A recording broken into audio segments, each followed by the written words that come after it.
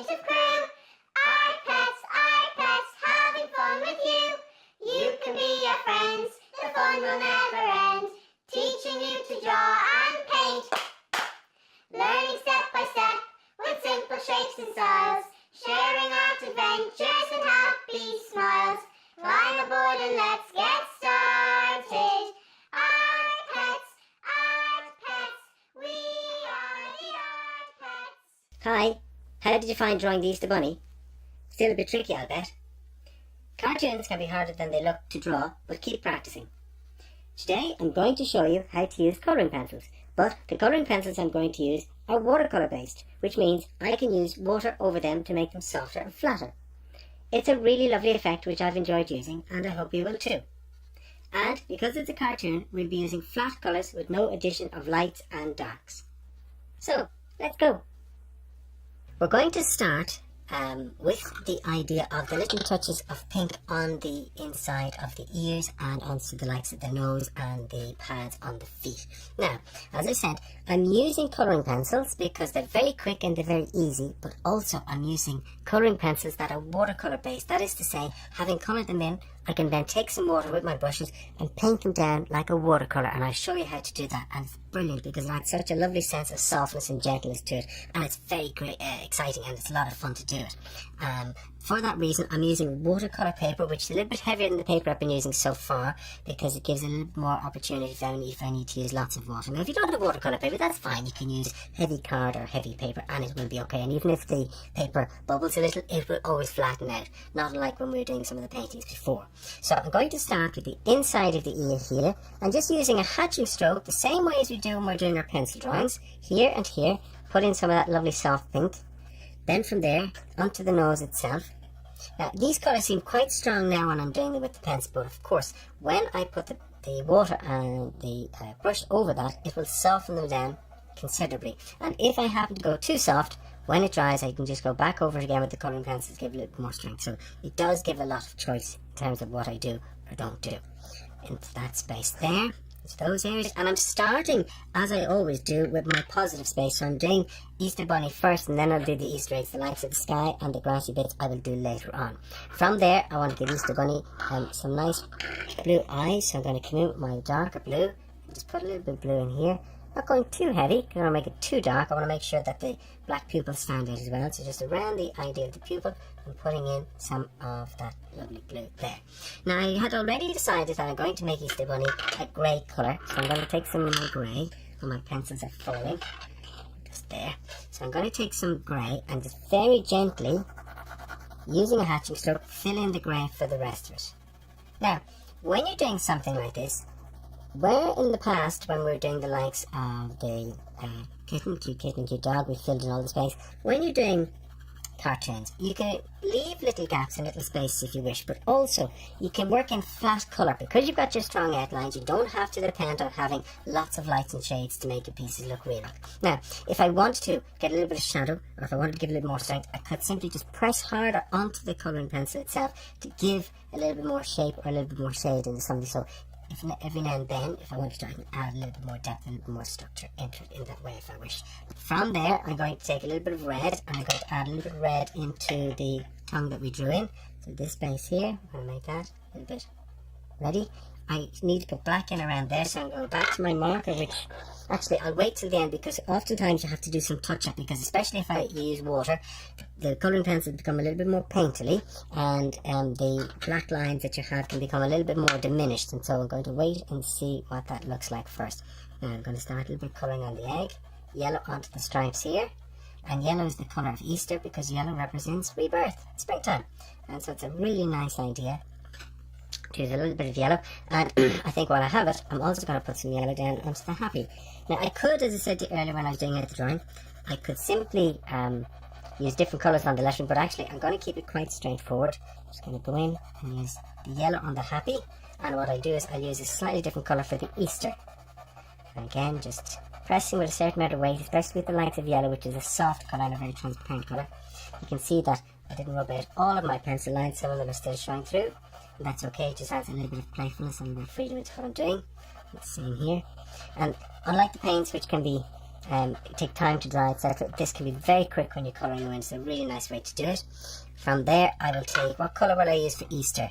I know, orange. We'll take some orange and we'll use a little bit of orange, and I'm going to just come in and work with my orange onto my Easter. Same again, cross-hatching. And the reason I'm thinking about orange and yellow is I know that when I'm doing the grass, which would be a bright green, these will be colours that will show up well against that. And I want something that's happy and playful. I don't want anything that's too dark, or too harsh looking, or too dark. So I want to keep the whole idea of my Easter bunny very happy, very fun and very playful. So using happy, fun and playful colours helps create that feeling into these spaces. And see, you can see because I have the outlines done in black, very easy to work quite quickly at filling into these spaces. Fill in there. Now, of course, when I finish out the painting, if I decide then that I didn't maybe use enough colour, I could use more colour, a little bit more strength, I can always go back and add in. While I have the orange, I'll put some of it over here, to this space, there, and where else? Oh yes, I think I'll put a little bit into this and do a sort of rainbow colouring over into this one. Now, what's next? Let me see, I'm going to go back into my red, and I'm going to put in some red for my polka dots here on this Easter egg. There, just fill those in. They're fun to do. And they're very quick, like so.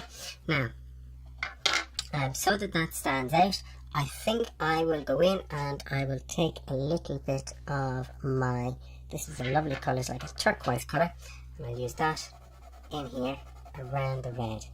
It's quite dramatic, but I like that. I like this sharpness that gives when you combine that with the red. The two are very contrasting to one another. As you can see, I'm not keeping my lines going in all the same direction. Sometimes they are, sometimes they're not. That's okay. And if we happen to go over the darks, I said we can touch those up with the mark at the very end. There that goes in, and that will be a nice colour to use somewhere else, so I think we'll put some of that in here. We have a lot of space for colour, so it's important that we're not afraid to use it and that we're not afraid to, excuse me, put it all the way around in different parts. From there, I think I could well use a lot more yellow. I think I'll combine some of my yellow up here. That's a really nice combination with the yellow.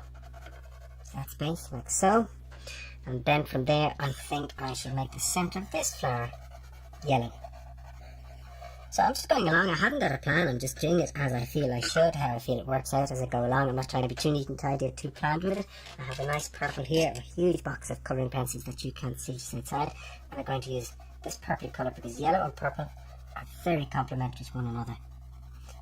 It's more of a red-violet than a purple. We tend to think of purple as being more of a bluish colour. But it's okay, it's more of a violet colour, but again the yellows and violets you can see are very complementary to one, they do help each other stand out. And I will use that violet again over here into this space. Now, lovely, that fits in there nicely. From there I'm going to take a little bit of this other lovely sort of bright red over here. It's not as dark as that, and I'm going to come in and put some of that in here. It's a little bit more vibrant, as you can see. Make that jump out a little bit into that space.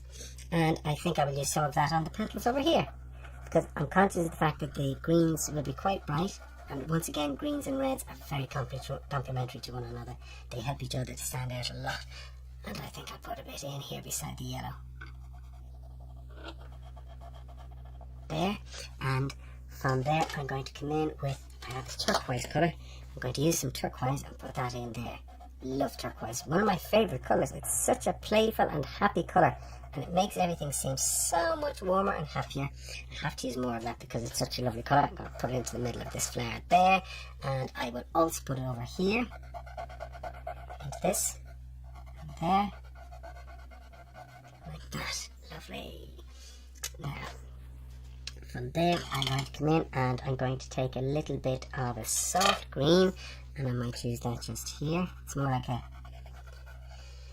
sort of creamy green rather than a very bright zingy green that we're using into that space, just keep the brightness. And I think I'll also use that here because it's complementary to the violet that we're using in that space. It works well, has a slightly yellowish tinge off it which shows up well into that space.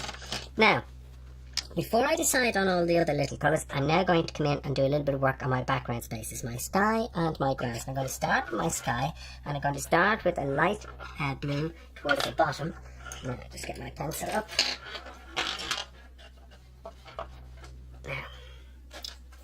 Now along the bottom of the sky, I'm going to take this light blue, and I'm going to use that because the bottom of the sky will always be softer and paler. So I'm just going to put that in very gently. I don't want to be too heavy-handed with it. Put that in along here. And again, I don't have to keep the direction going in the same way if I don't wish. I can use a different direction because I intend to use a brush with this to break it down and give a little bit more softness to it. There. The same on this side.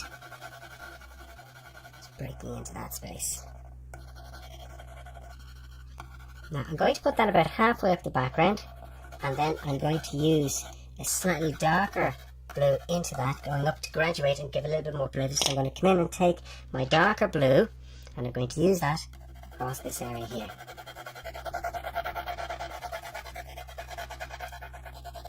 Like that. And let's just give a bit of graduation on into the lighter blues on the bottom. Like so. Now, I actually think that blue is a bit grey blue. It's a bit too dark for my taste. So what I'm going to do is give a little bit more colourfulness to that. Give a little bit of drama. I'm going to take a softer dark blue. I'm going to much better. And I'm going to mix these two together to give something a little bit more lively and a little bit more warm into what I have. That's what I'm looking for. And I think that's a much gentler graduation in. So you can see you can mix your colouring pencils. They're dry mediums, but they still can mix together, and it adds a nice bit of playfulness into the space by mixing that in and warming up that previous dark blue that I used. So I think it's a much nicer one into the low one that we have to that space. I'm going to then do the same with my green. So I'm going to start my greens with a very, very bright light green, and then if I need to darken a little I can. So I'm going to take my light green from here and use that around these spaces.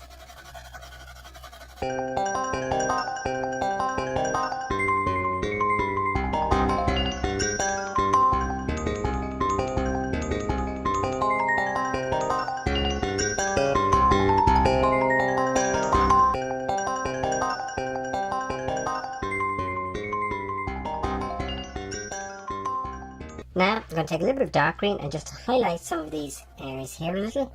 Give a little bit more playfulness in. Just put some of that dark green into those areas where I've highlighted the grass with a little bit more depth along the stem. And when we blend them in, they just add a little bit more fun into what we have. And just here and there, just add in little bits of those dark greens. I could put them into patches if I wish to by just dragging it in this fashion, and then it'll blend in when I am using the brush. Or not. If I was just using it as plain colouring pencil, I could leave it as it is. I like that dark green, and I think I'll put a little bit of that over here on the outside of that there. Now, that's all of my spaces filled in. So now it is time to take the brush and use the brush just to blend in some of these colours. So I'm taking my large roundy paintbrush, as you can see here, and I have a jar of clear water over here on my right hand side. I'm just going to take a little bit, not too much water, and I'm going to start again with Easter Bunny, and I'm going to just blend some of that down a little into that space, just working it in around loosely, not trying to be too neat and tidy or too perfect with it. You can see it's just softening down those spaces very, very gently, and it's a really nice effect.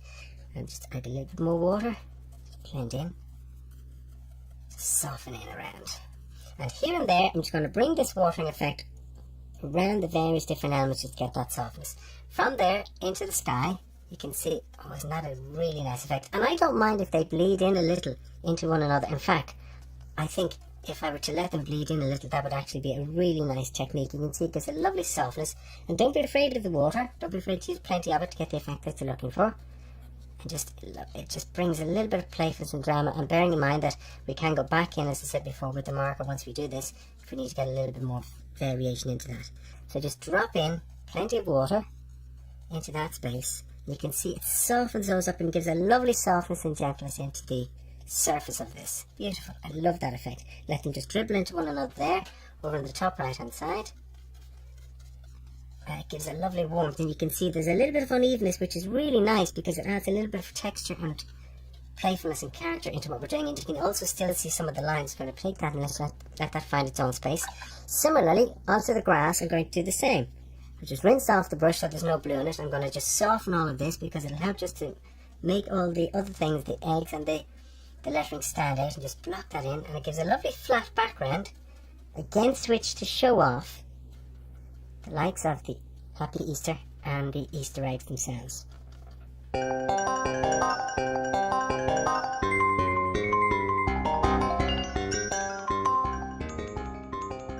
Now I'm going to do it with the colour here because it really shows off the blues and gives a wonderful strength into those spaces. Just tipping it in.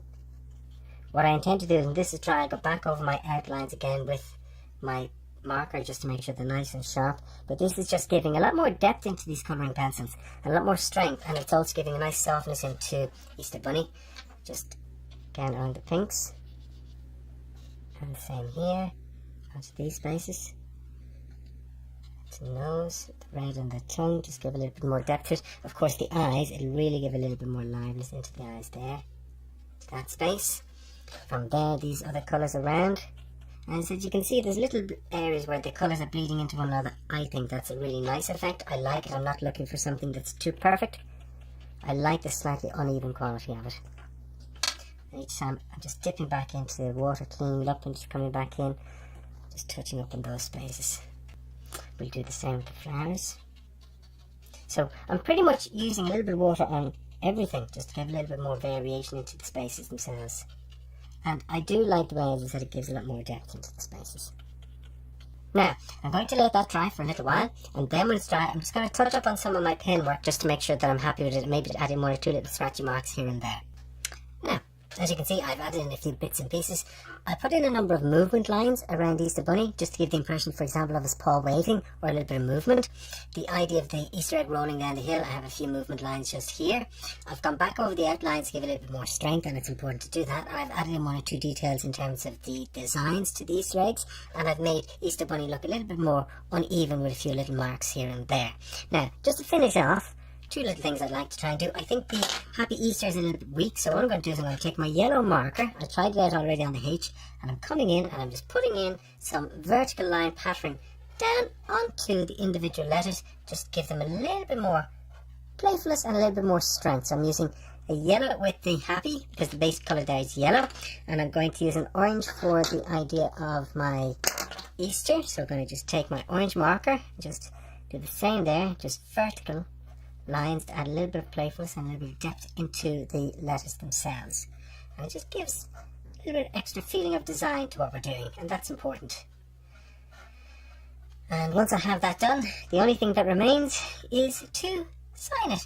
Now, of course, I was saying this can be a painting or a card. I'm going to take my red marker and I'm going to put into it Princess, Kitten, Fluff and my heart.